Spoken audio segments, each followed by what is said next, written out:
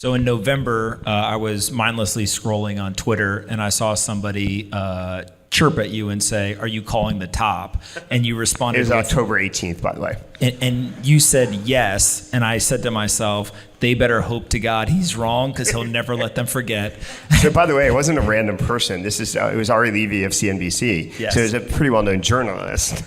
And I think it was the day of the top. It was exactly the day. It was off by a couple hours.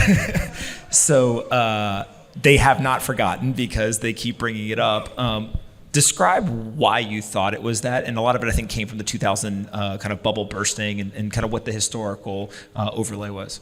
So yeah, I mean, in 2000, a lot of people had this view, including a lot of my colleagues at Founders Fund that I've been, let's say, cracking a whip on recently, that things just go up and to the right. And then it's only a question of time. Like every company will be worth more money or more value over time, whether it takes 1 year, 2 years, 3 years, or 5 years, so that you could pay any price for an investment, let's say, because eventually you'll grow into that.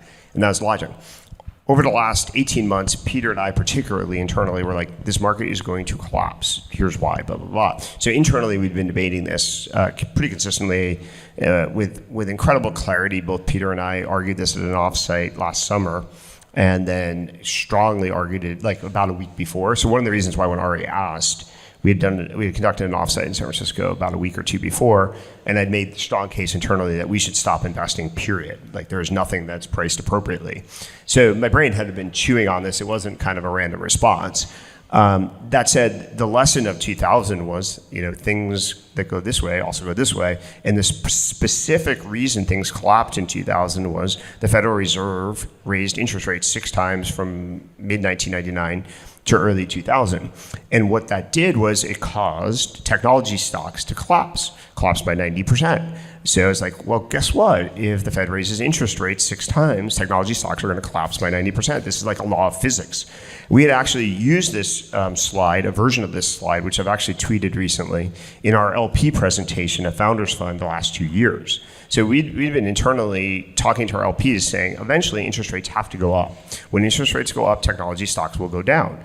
Yeah, we can talk about why that is, but it is actually inevitable. And so when the reason why that specific timing came to be is for a long time, many people, myself included, have been talking about publicly, Jack Dorsey, et cetera, that we've been going through inflation in the United States. I started tweeting about inflation in January 2022. And, maybe actually 21. But yeah, 21, sorry, getting the years confused.